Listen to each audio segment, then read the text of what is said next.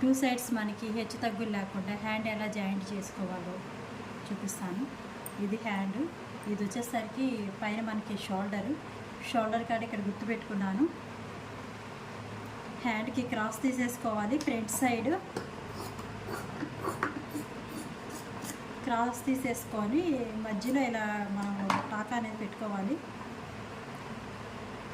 మొత్తం సమానం చేసుకొని ఇలా మధ్యలో ఒక గుర్తు అనేది పెట్టుకోవాలి.